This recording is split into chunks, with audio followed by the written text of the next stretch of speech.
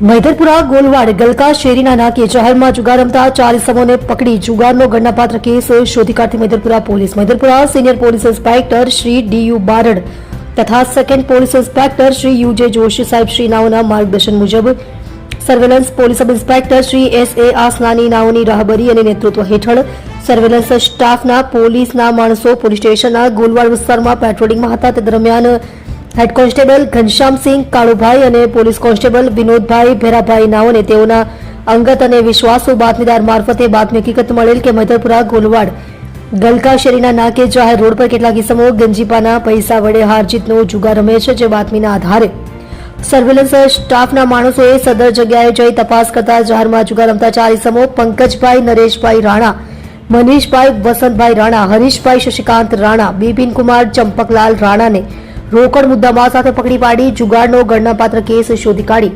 પ્રશંસનીય કામગીરી કરેલ છે।